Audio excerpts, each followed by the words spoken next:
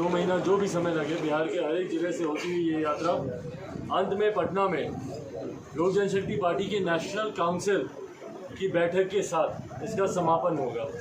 National council का मतलब हमारी पार्टी की सबसे बड़ी बॉडी वही है जिसमें देश भर के हमारे प्रदेश अध्यक्ष आते हैं, सारे हमारे जिला अध्यक्ष आते हैं, सारे प्रकोष्ठों के अध्यक्ष, सारे प्रकोष्ठों के जिला अध्यक्ष, सबसे बड़ी बॉडी हमारी नेशनल काउंसिल की है। तो हम लोगों ने इस बैठक की समापन नेशनल काउंसिल की उस बैठक से करने का हम लोगों ने निर्णय लिया है। आशीर्वाद यात्रा अभी तक 3 जिलों से गुजर चुकी है। सबसे पहले हाजीपुर से मेरे पिताजी की कर्मभूमि रही, वहाँ से हम लोगों ने इस यात्रा की हम लोगों ने शुरुआत की। उसके बाद हम लोग कल समस्तीपुर में थे और आज बेगूसराय में। आप सारे साथी या आप सबके सहयोगी कहीं ना कहीं आगे पीछे हम लोग के साथ इस यात्रा में शामिल रहे हैं, सम्मिलित रहे हैं। आप सबके पास भी वो वीडियो होंगे, तस्वीरें होंगी। एक चीज़ मैं पूरे इनको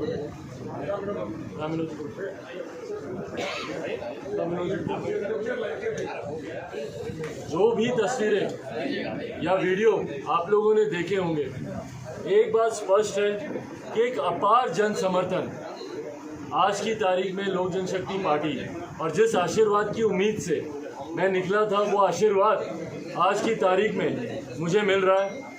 मैंने इस बात को कहा कि कहीं ना कहीं मेरे अपनों ने जब मुझे धोखा दिया, मेरे अपनों ने जब मेरी पीठ पे खंजर भोंकने का काम किया, और वो सिर्फ मेरी पीठ पे नहीं, कहीं ना कहीं मेरे पिताजी आदरणीय रामविलास पासवान जी की पीठ में इन्होंने खंजर भोंकने का काम किया। आज जो लोग कहते हैं कि वो अपने भैया के आदर्शों पे चल रहे हैं, दुख होता है मुझे कि ये वही व्यक्ति हैं जो कि उनके द्वारा लिए गए हर निर्णय पर उंगली उठाते हैं। भले वो मुझे राष्ट्रीय अध्यक्ष बनाने की बात हो, भले वो इन्हें प्रदेश अध्यक्ष के पद से हटाने की बात हो, तमाम ऐसे निर्णय हैं जो हमारे नेता, हमारे आदर्श आदरणीय रामविलास पासवान जी अपने रहते रहते ही ये सारे फैसले लेकर गए थे। पर उसके बावजूद जिस तरीके से ये लोग बार बार उनके द्वारा लिए गए निर्णयों के ऊपर उंगली उठाते हैं, जिसमें सबसे प्रमुखता से लोक जनशक्ति पार्टी का कभी भी जनता दल यूनाइटेड के साथ होना है। हम लोग जब से पार्टी बनी है तब से लेकर आज तक सिर्फ 2019 के लोकसभा के चुनाव अगर आप छोड़ दें, वो भी इसीलिए क्योंकि 2014 में हम लोग का गठबंधन पहले हमारे प्रधानमंत्री आदरणीय नरेंद्र मोदी जी के साथ हो चुका था। उसके बाद 15 के चुनाव में नीतीश जी साथ में नहीं थे, 14 के चुनाव में भी नहीं थे। रातों रात ये 19 वाले चुनाव में 2017 के आखिर में ये गठबंधन का हिस्सा बने। उस वक्त भी पापा सहज नहीं थे क्योंकि नीतीश जी की कार्यशैली से वो कभी संतुष्ट रहे ही नहीं। जिस व्यक्ति ने हमारी पार्टी को निरंतरता में तोड़ने का काम किया, आज पहली बार हमारी पार्टी तोड़ी गई है। 2005 में दोनों जो चुनाव हुए थे, फरवरी और नवंबर, सारे जीते हुए विधायक इन्होंने तोड़ने का काम किया, हमारे एमएलसीज को तोड़ने का काम किया, हमारे राज्यसभा सांसद को तोड़ने का काम किया, और अब तो पार्टी के साथ साथ परिवार भी तोड़ने का काम किया। और यही कारण है कि पापा कभी भी, हमारे नेता आदरणीय रामविलास पासवान जी कभी भी इनके साथ मिलकर काम करने में सहज नहीं थे। 17 में भी वो परेशान थे, असहज थे। उस वक्त तत्कालीन भारतीय जनता पार्टी के राष्ट्रीय अध्यक्ष अमित शाह जी सबने मिलकर इस बात का आश्वासन दिया कि कोई ऐसी असहजता इस गठबंधन में आएगी नहीं। पर पुनः हम लोगों ने वही देखा कि लोकसभा के चुनाव में हमारे हर एक सांसद को, जितने सांसद आज इन लोगों के साथ गए हैं, हर एक सांसद को जनता दल यूनाइटेड के नेताओं ने हराने का प्रयास किया।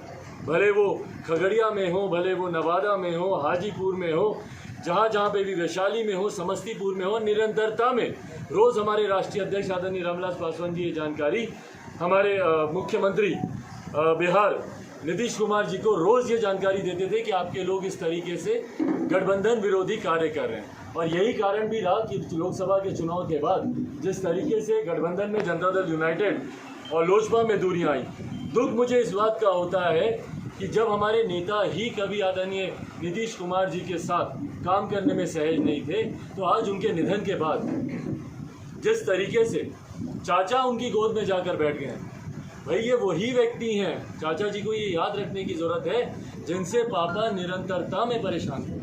ये वही व्यक्ति हैं जिन्होंने पापा की जयंती के दिन, आप जिनकी गोद में जाकर बैठे हैं चाचा जी, ये वही व्यक्ति हैं जिन्होंने पापा की जयंती के दिन एक ट्वीट तक करना ज़रूरी नहीं समझा। दूसरी तरफ जहां सत्ता पक्ष विपक्ष के तमाम लोग कहीं पे जयंती समारोह कर रहे थे, कहीं पे प्रधानमंत्री ने इतना खूबसूरत ट्वीट किया, सब किया, पर मुख्यमंत्री नीतीश कुमार जी ने एक शब्द बोलना उचित नहीं समझा। क्या इस तरीके के सम्मान की आप कल्पना करते हैं जिनकी गोद में आप जाकर बैठे हैं? हमारे नेता के आदर्शों की बात यहाँ पर कर रहे हैं। तो ये तमाम बातें चाचा जी को समझने की ज़रूरत है।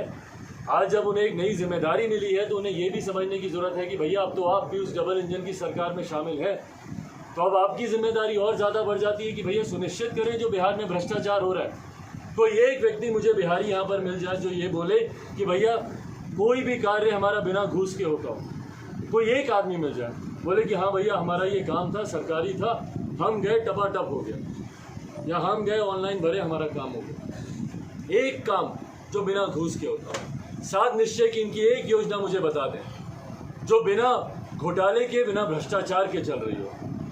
और यही सारी बातें मैंने विधानसभा के चुनाव के दौरान भी यही सारी बातें उठाई थी और इसी का बदला मुख्यमंत्री नीतीश कुमार जी मुझसे ले रहे हैं। और मुझे कोई दिक्कत नहीं, आप लीजिए। अगर एक बच्चा आपको परेशान कर सकता है तो मेरे लिए इससे बड़े गर्व की क्या बात होगी भाई। आपका जितना राजनीतिक अनुभव नहीं है उतनी तो मेरी उम्र होगी।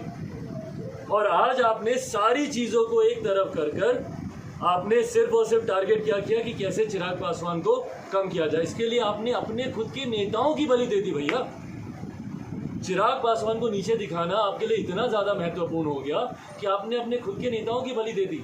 वो तमाम नेता जिन्होंने दिन रात मेहनत की मेरे परिवार को तोड़ने के लिए, आज मंत्रिमंडल का जब विस्तार हुआ तो सब मुंह ताकते रह गए। आरसीपी जी जाके अकेले शपथ लेकर आ गए।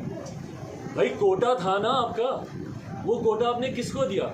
आपने दिया चिराग पासवान के परिवार को। क्यों? ताकि चिराग पासवान की हैसियत को कम किया जा सके। पर एक बात समझ ले मुख्यमंत्री नीतीश कुमार जी कि यहीं से अब इनकी उल्टी गिनती शुरू है। अब वो दिन दूर नहीं है जब पुनः बिहार में मध्यवर्ती चुनाव होंगे। और ये बात 10 नवंबर 2020 को जब परिणाम आए थे उसके तुरंत बाद 11 नवंबर 2020 को ऐसी एक प्रेस वार्ता में मैंने कहा था कि 1.5-2 साल से ज़्यादा सरकार चलेगी नहीं। और अब देखिएगा, अब यहाँ से इनकी सरकार की उल्टी गिनती शुरू है। कई इनके जदयू के ही ऐसे विधायक हैं जो असंतुष्ट चल रहे हैं और जो हम लोग के भी संपर्क में। बहुत जल्द आने वाले दिनों में आप देखेंगे कि किस तरीके से न सिर्फ जनता दल यूनाइटेड में टूट होगी बल्कि तथाकथित जो एनडीए गठबंधन वहाँ पर चल रहा है उसमें भी टूट होगी।